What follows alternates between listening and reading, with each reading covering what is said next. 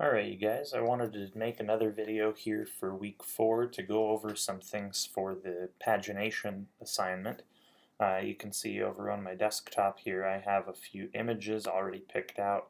When you're going through online searching for these images, make sure that you find the highest resolution one to use. This way you don't have pixelation issues on your document. Let's go ahead and start by making our document. The first thing is that we need it to be a 2-page spread, so it needs to be 2 pages. And if we leave it with the start page being page number 1, what we'll end up getting is a cover page and a page 1 that don't sit side by side on our layout, which isn't really what we want. What we want are 2 pages sitting right next to each other. So the best way to do this is to change our start page to number 2. And we want these to be portrait orientation pages, which our width is 51 picas and our height is 66 picas, so that's right. I'm not sure why it says landscape here, but that is appropriate, and it probably doesn't say landscape on yours. And then we also have our margin options right here. If we want to reduce our margins, let's say we want to have a 2 pica margin instead of 3, you can do that. You could also unlink these 4 and say you want to have a 3 pica top and bottom margin but a 2 pica left and right margin. You can do that. But I'm going to link them and leave them at 3. That's fine. In our pull down tab right here we also have our bleed space. For the sake of this assignment, don't worry about that. If you want to do a bleed, just go ahead and push the image off the edge of the page and it'll go right up to the edge. Since we're not actually printing it, having a bleed on there isn't terribly important. If you get to working on projects where you are printing it, a bleed is going to be an important thing. That's where those options are, just so you know. Alright, so let's go ahead and create the document. Now we can see that we have our 2-page spread here. There's a couple things that we can do. First, we can go into columns. Margins and columns is right there in layout, margins and columns. So let's say I want this to be 3 column pages, just like that. And we can also change the gutter on this pages, and we could also change our margins after the fact here. So now that I see it, I might say, oh, I really don't want my margins to be quite so large. Let's make them be a 2 pica margin. And I'll increase the gutter just a little bit there. And we'll say OK. So now we have our different margins here, and I can place my text boxes in. So let's say we want first a big splashy title to reach across that entire space, and then the next thing that I'm going to do is actually put in the spaces for the story itself. And I'm just going to make this one space right now, and we'll go over to the desktop and grab our article and drop it right into that space, and you can see that it just filled it all up.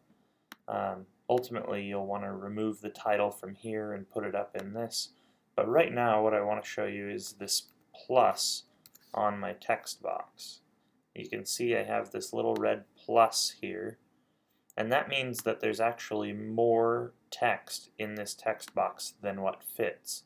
And if I click on that little red plus, I'm given a cursor with a preview for more text, and I can drag that out. And what this is actually going to do is create linked text frames. So if I go in and add text to that, you can see that it's pushing from one box into the next. So this is a really handy way if you have a story that you want to stretch across multiple text boxes. You can do it like this.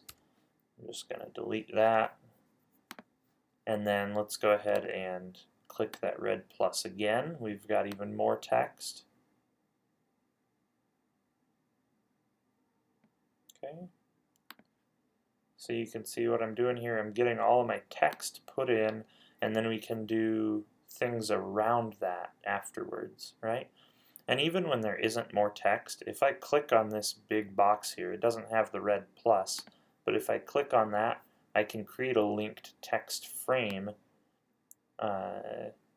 into that next space. So I'm just going to fill up all of this space with my text, and then as I add images, I'll be able to wrap the text around those images, and it'll push into this new space. So that's the next thing I'm going to do. I'm going to grab one of these images, and you can either go File, Place, and select the image that way, right? And remember, if you just click, it'll paste the image at its full resolution, but if you click and drag, you can set the resolution as you place the image, which is a nice handy shortcut. Or you could just drag and drop the image directly from the desktop onto the document like that. Right? So now we have our image and it's sitting on top of the text. Let's say I want to put this image down in the corner, and I'm going to resize it as well, again using my Command Shift to both maintain the aspect ratio and to make sure that we're changing both the frame and the image itself. And I'm actually going to put this just off the edge so that I have a bleed on this image. I want it to push off the edge of the page, and we'll have it go just shy of that second column so that it's not pushing in on that. Now I need to add a text wrap to this image, and to do that I'll open up the text wrap window right here, and we have all of our different options. The main one you'll want to use is this wrap around the bounding box. If you want to get fancy with it, you can try to create like a PNG with the transparent portion and use this wrap to object, but it's perfectly fine if you just want to use the wrap to bounding box. And then we also have options for how much space it's given. So if we look closely at this image, which you should do,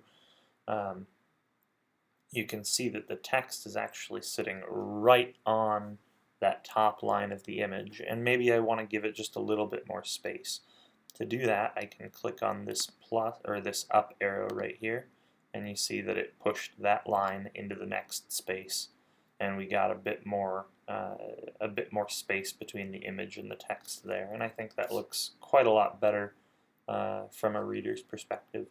If you want to change these text wrap spacing individually for the top, left, bottom, and right, you can click this chain link and work with each of them individually. Now let's say that I have another piece of text right here. I want a caption on this photo. If I put this text in,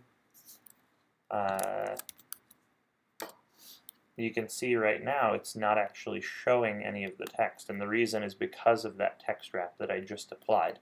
If I want this particular box to ignore that text wrap, I can do that by clicking on that, or right-clicking on that frame, going into Text Frame Options, and clicking Ignore Text Wrap. Then when I say OK, our text is back into view, and we can work with it just like we would any other piece of text. If I want to increase the size, you can do that. It sits on top of that image, ignoring the text wrap altogether. Now, as you get to including more and more elements into your documents, you'll see all of these blue lines around every single object. If you want to hide those as you're working, you can go into View and Extras and Hide Frame Edges right there. And if I click that, you can see they all those frame edges go away. We still have our margin rulers, and if we drag rulers in from the side, those would still be there. I'm going to delete that one.